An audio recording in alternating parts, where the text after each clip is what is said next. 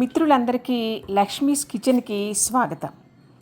ఈరోజు నేను ఆవకాయ ఒక వినూత్నమైన పద్ధతిలో పెట్టానండి.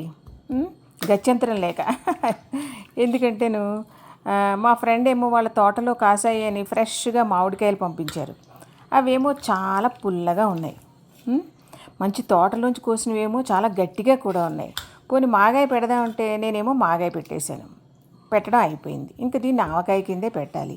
కానీ టెంకతో సహా ముక్కలు కట్ చేయడం నా వల్ల కావట్లేదు, ఆయన వల్ల కావట్లేదు. చాలా గట్టిగా ఉన్నాయి, అంత శక్తి సరిపోవటం లేదు.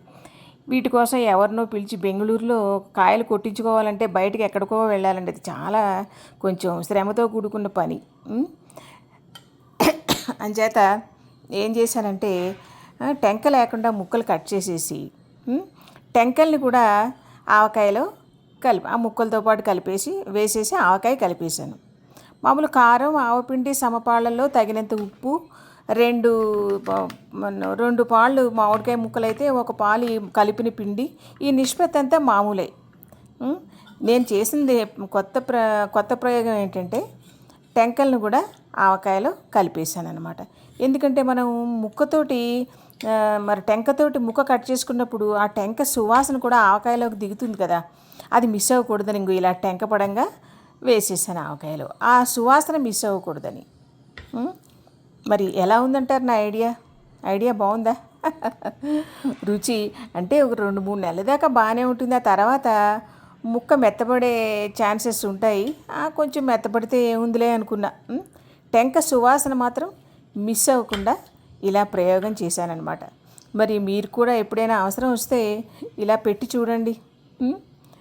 నాకైతే ప్రస్తుతానికి తృప్తిగా ఉందన్నమాట. అయ్యో టెంక లేదు, టెంక లేకుండా ముక్కలు కట్ చేయలేకపోయాం అన్న అసంతృప్తి లేదు. ఎందుకంటే టెంక సువాసన కూడా ఆవకాయలోకి దిగుతోంది, టేస్ట్ మాత్రం అదే ఉంటుంది. ఒక 2-3 నెలల తర్వాత ముక్క మెత్తపడిన తర్వాత చూద్దాం. నేను పెట్టింది కొంచెం ఆవకాయలండి.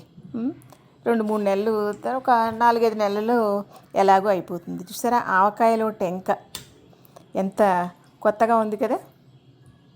మరి మీరు ఎప్పుడైనా అవసరం వస్తే ఇలా చేసి చూస్తారా చెప్పండి.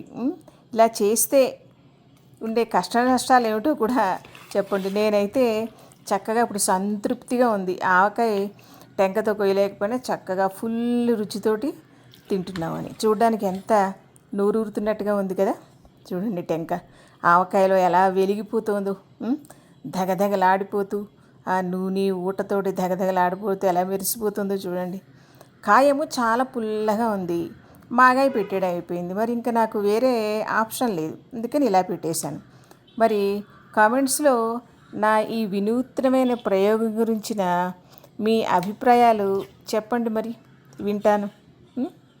బాగుంది కదా మా ఆవకాయ, అవునా కాదా?